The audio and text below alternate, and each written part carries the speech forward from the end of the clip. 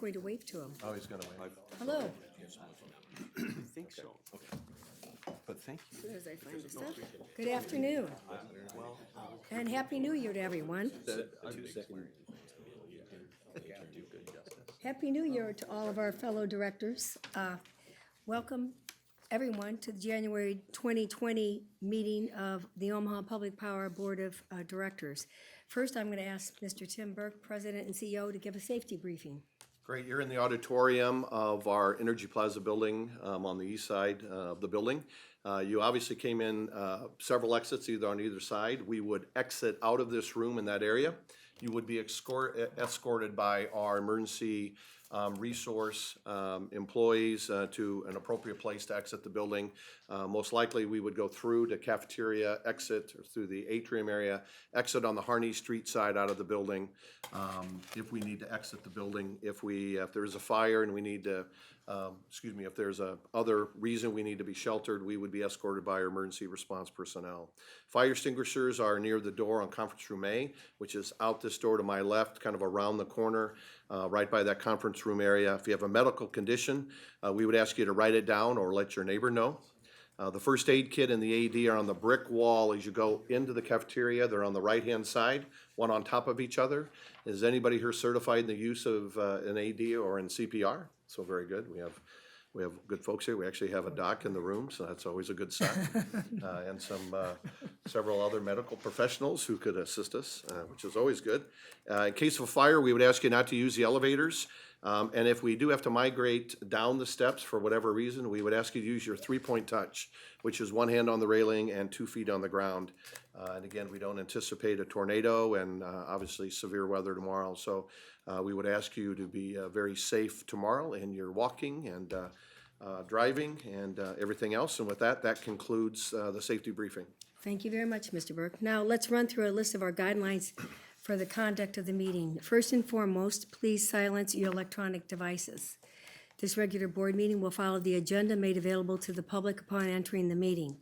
This meeting is streaming live on the internet at OPPD.com.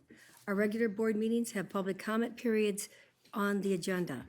Following board discussion on each pending matter, I will ask for public comment before bringing the matter to a vote. Also, prior to adjournment of the meeting, if you have an opportunity to comment on any other OPPD matters, you're certainly welcome to do so. If you wish to speak, please approach the microphone to your far left and state your name and address and state the name of any organization or person you are representing. Organizations should choose one representative to speak on their behalf so as to avoid repetitive commentary.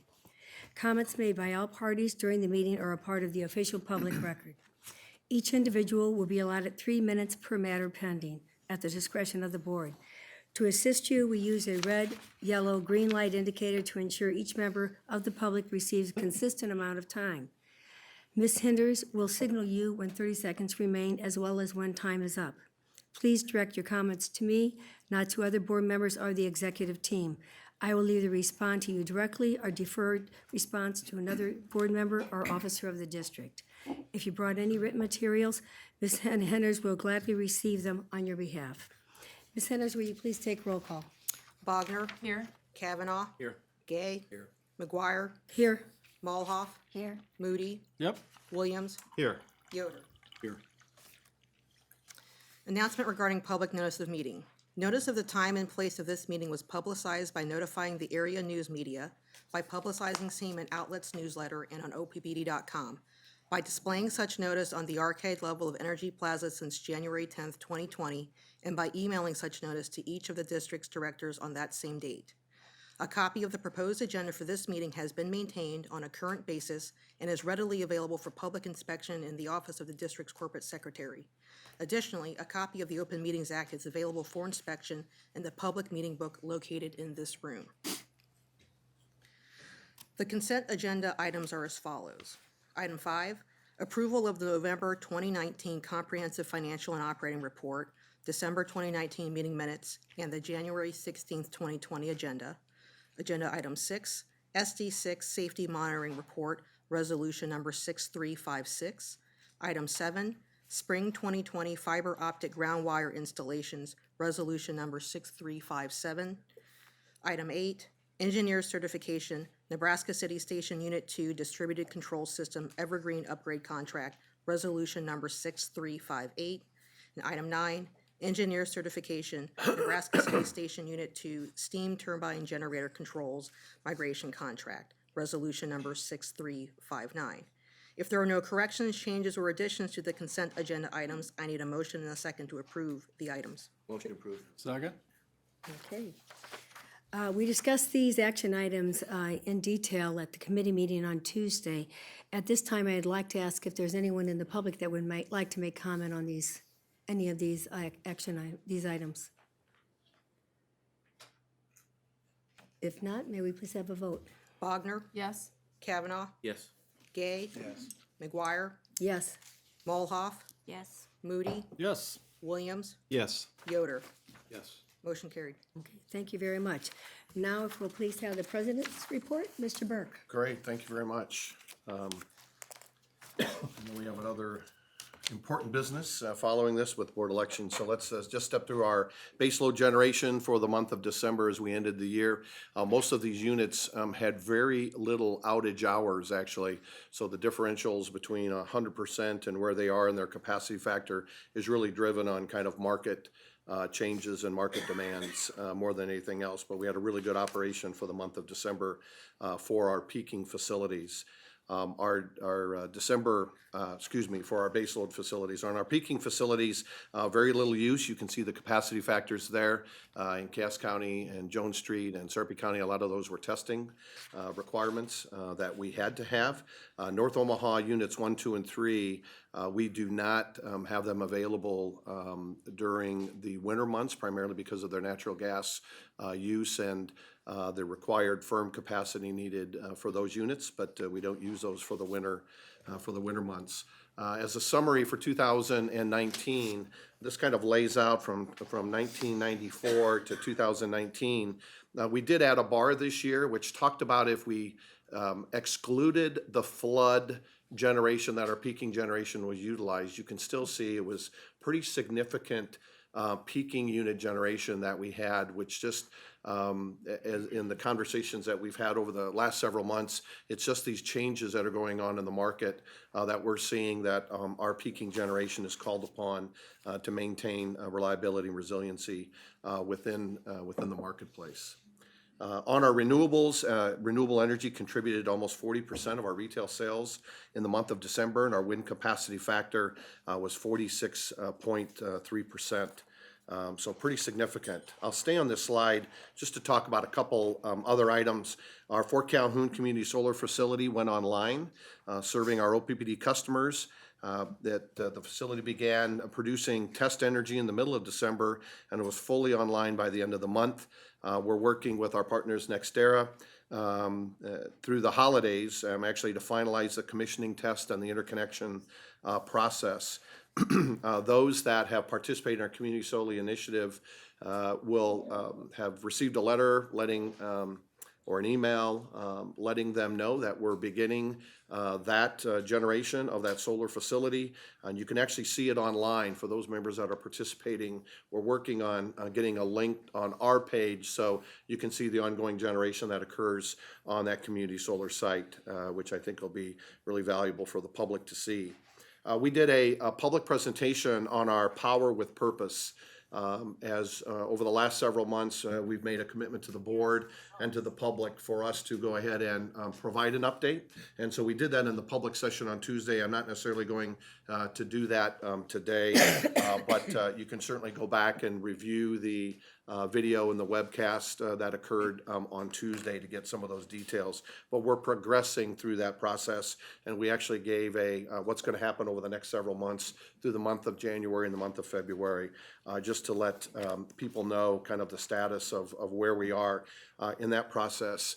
And most recently, and the board will get some detailed information about this in the very near future, on the Volkswagen Settlement Trust Grant, OPPD received up to $572,000 plus, almost 32% of the available funding for us to focus in on electric vehicle related work. So we received the maximum funds for each of our awarded projects, which is an 80% of that project reimbursement. And then immediate next steps will be for us to administer the necessary agreements and complete the RFP process for both labor and materials to putting these, I think they are level 2 and 3 charging stations, if I'm not mistaken, and there's 5 sites that have been approved. So we'll talk about those in a little more detail next month. But we're very pleased with the grant process and the success of our team in getting those grants so we can begin to stimulate the charging of electric vehicles throughout the state, both north, south, and in the urban area as well.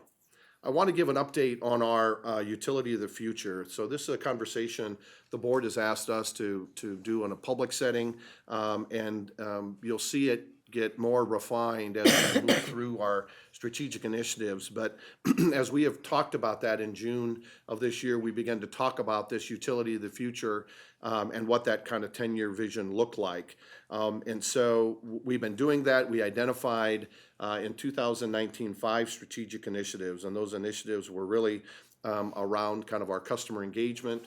They're really around our decarbonization pathways. They're really around modernizing our electric distribution and transmission system, really the digitalization of our organization as a whole, and then the transformation of our workforce.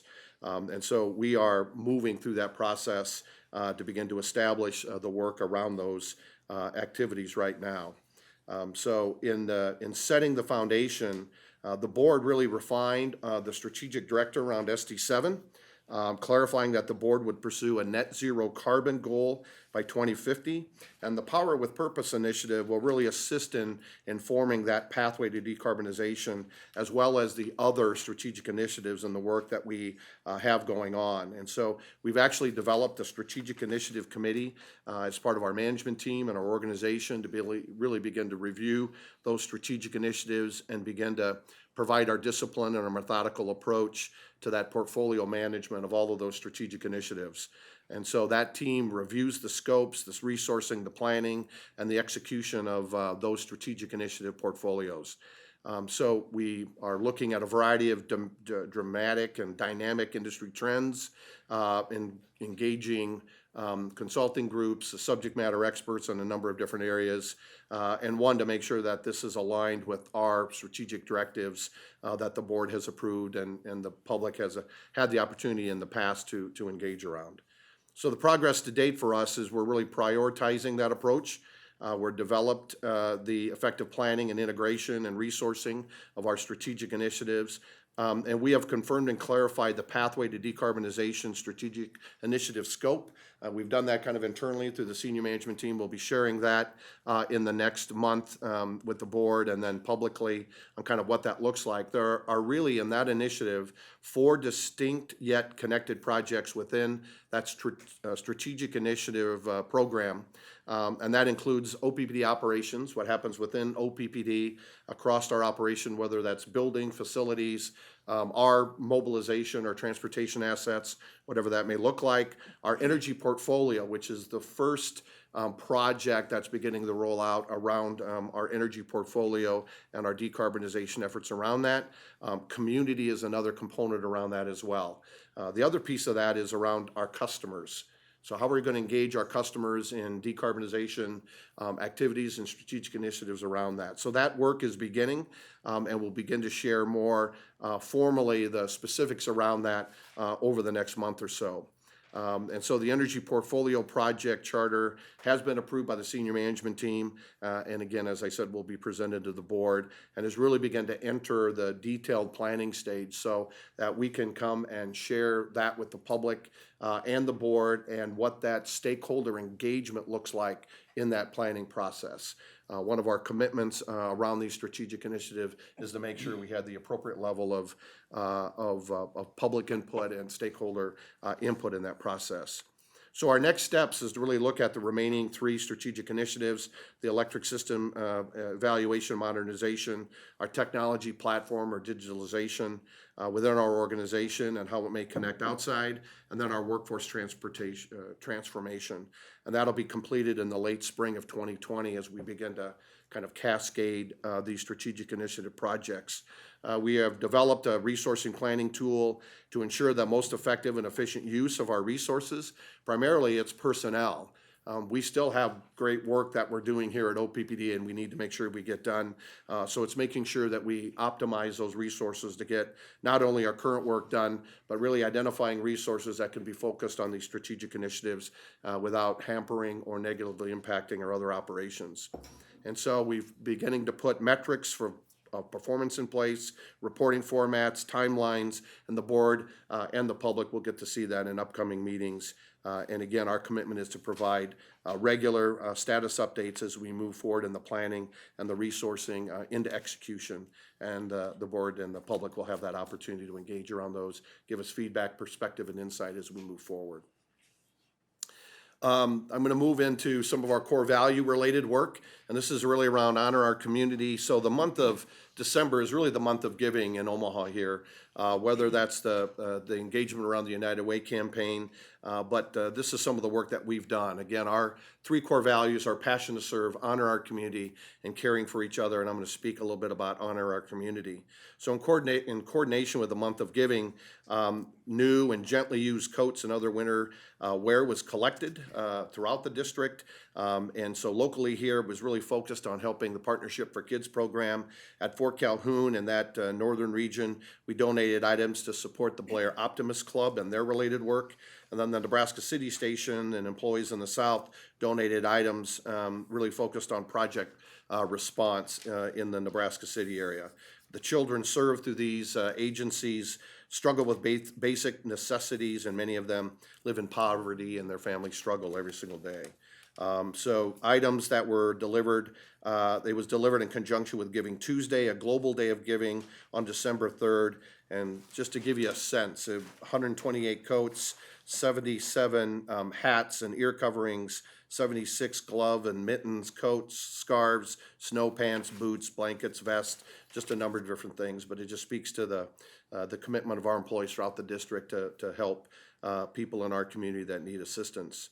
Also, our customer care group in the next slide actually adopted the Skinner Magnet School first grade class.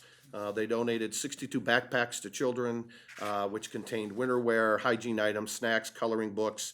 They actually had one of their employees, Mr. Pat Algram, dress up as Santa Claus, and people had the opportunity to take pictures, and families could come in and take pictures with Mr. Holgram, and they ended up raising about $700+ that went to Heartland Family Services by our customer care group as well.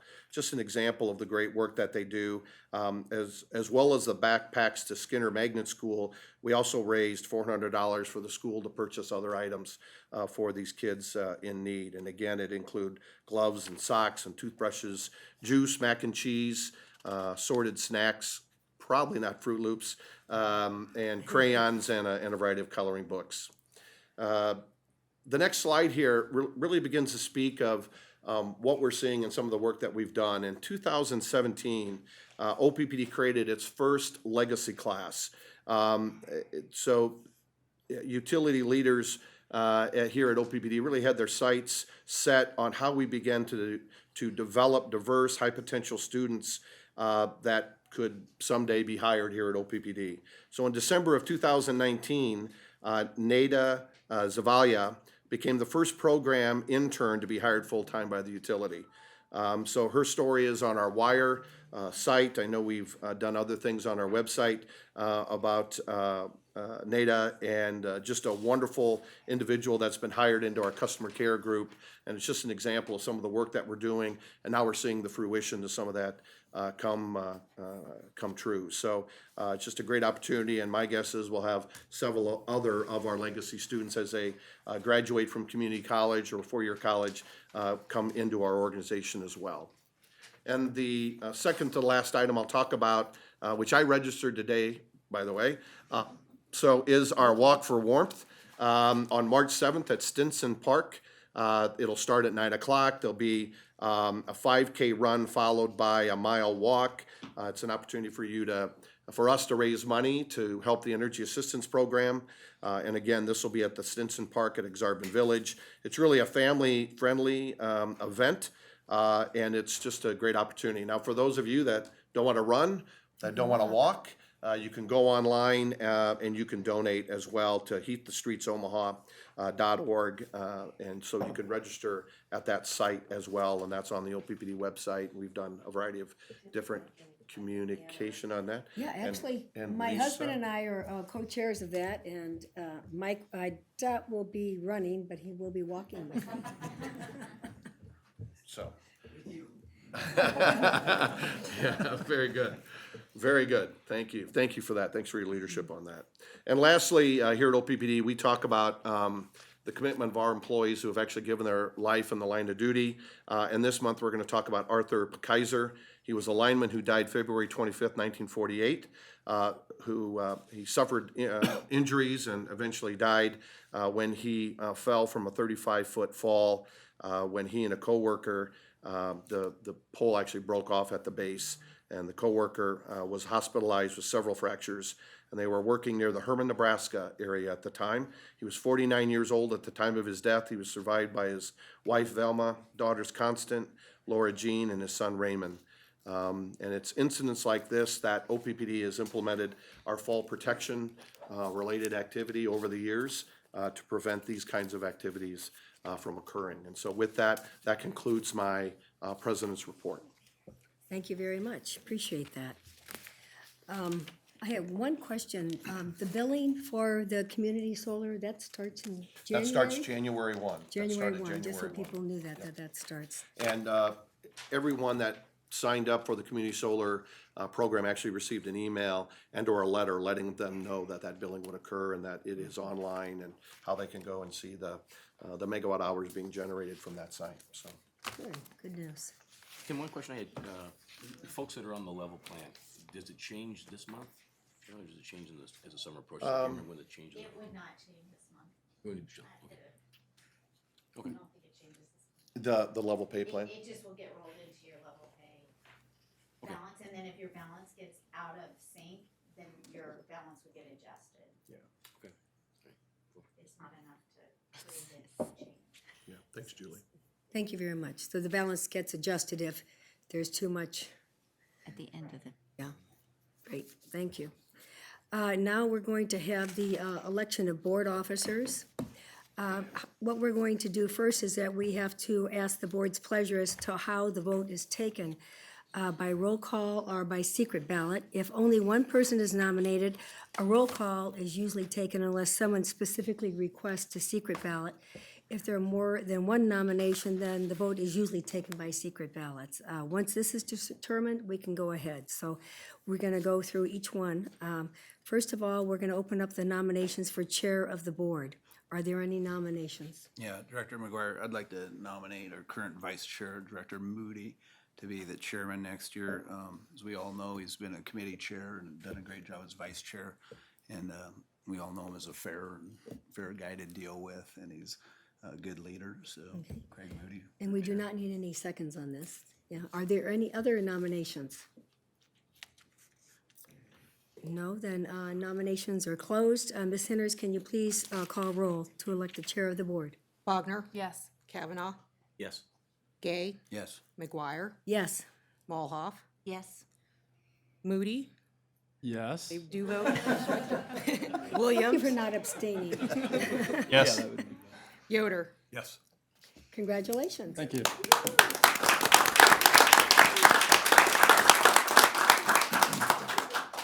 Okay, now, nominations are now open for vice chair of the board. Are there any nominations?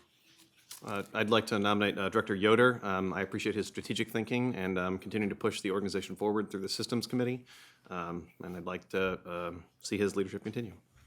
Okay, are there any other nominations for vice chair of the board? If not, may I please have roll?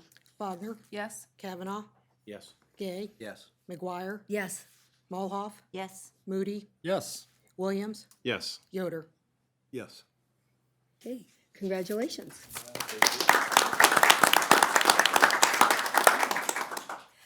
now we'll have election of treasurer. Are there any nominations are now open for treasurer of the board? I would like to nominate Amanda Bogner. Amanda, since joining the board, has done a wonderful job, and couldn't be more appreciative of her insight, and I'd like to see her as treasurer. Okay, thank you. Are there any other nominations? If not, Ms. Henners? Bogner, Yes. Kavanaugh, Yes. Gay, Yes. McGuire, Yes. Mulhoff, Yes. Moody, Yes. Williams, Yes. Yoder. Yes. Congratulations. And finally, nominations are now open for secretary of the board.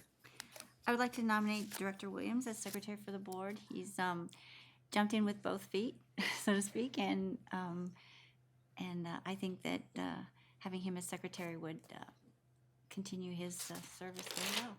Okay, thank you. Are there any other nominations? Okay, Ms. Henners? Bogner, Yes. Kavanaugh, Yes. Gay, Yes. McGuire, Yes. Mulhoff, Yes. Moody, Yes. Williams, Yes. Yoder. Yes. Okay, great, thank you. The election of board officers complete.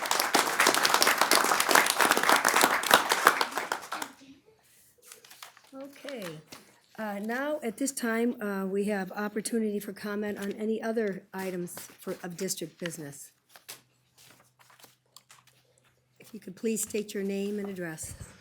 John Pollock, 1412 North 35th Street, Omaha. First of all, congratulations to everybody on the board who got a new position here. The weather coming up, we've got a winter storm coming at us. Basically, it'll start right before commute time tomorrow. This is an interesting one because we have a lot of cold air near the surface. The overall pattern is that really cold air built up in Western Canada for several weeks, and it's going to be coming down in blobs into the middle of the country over the next week or so. Although the biggest piece was the one that just came down and the one that's coming after this storm. So cold air at the surface, warm, moist air aloft. It'll start out as snow and then transition to some kind of freezing precipitation. Right now it's looking like snow to sleet, maybe freezing rain or rain in the afternoon for the Omaha area. Better chance of glazing further north. Doesn't look like a severe ice storm, but somewhere in the vicinity of 1/10 of an inch of ice, so there'll be some problems associated with that. Then once and several inches of snow before we get over to the ice phase. The big problem will be later tomorrow night. When the storm passes, there's going to be a very strong Arctic front, winds gusting 40 to 50 miles an hour. Everything just got iced down, and the temperature will be falling from the 30s and 20s back to the teens and maybe single digits in the northern part of the area by Saturday morning. Saturday through Monday is maybe the coldest of the winter, certainly so far the coldest we will have seen in the winter. So that's our storm. After the Arctic air moves out, we'll have some moderation later next week. The item of the aside from this, it might be relevant to OPPD. I was listening to KIOS last weekend. They had an interesting little piece about a microgrid being run by one of the native tribes in Northern California. And the upshot was that with their own microgrid, if the main grid went down, such as PG&E had to do, they could actually run a small grid with emergency Your 30 services. seconds, Mr. Pollock. I'm sorry, the lights aren't working. Okay, all right. That was detached from the main grid. And they could still do things like pump from the gas station, get some water, back up for a hospital, et cetera. So, and their comment was that the rural areas tended to be at the end of the grid system and would probably benefit most from this type of organization. Anyway, it was an interesting little piece, and maybe some of you heard it. Thank you. Thank you very much. Appreciate it, Mr. Pollock. I don't like the weather report, though. Can you change it for us next time? No. Call him as I see him.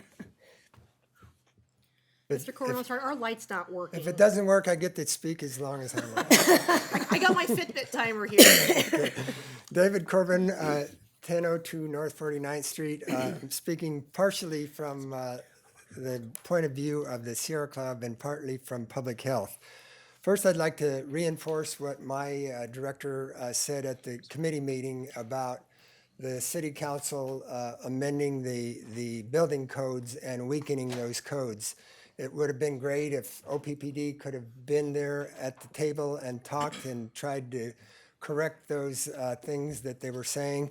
The public health part of me, of course, I've been a member of the Nebraska representative to the American Public Health Association and the Public Health Association of Nebraska.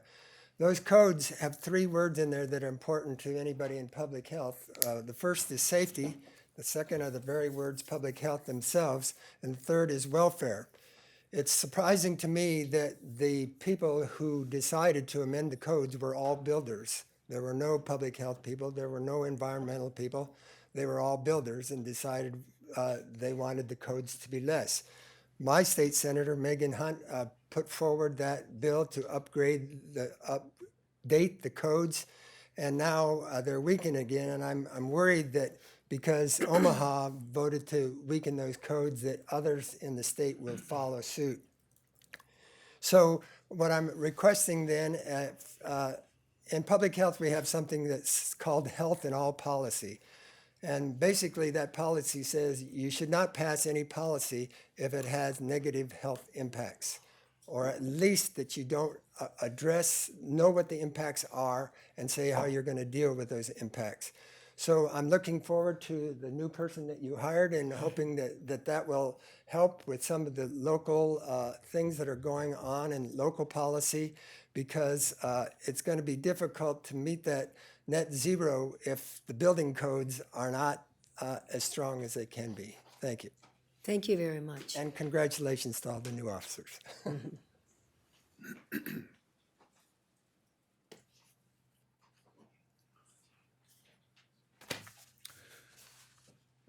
My name is Gary Rogge. I live in Omaha County, Nebraska. I'm here to talk about the siting of the potential solar farm.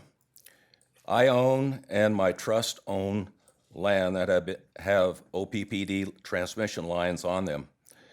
The easement on my property doesn't allow this siting for solar farms and the use of lines on my property.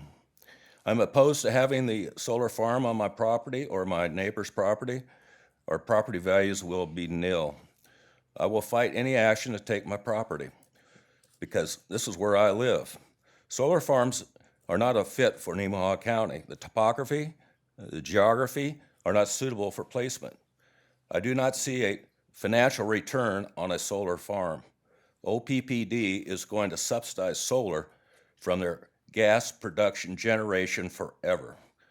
There needs to be oversight on this business model for solar.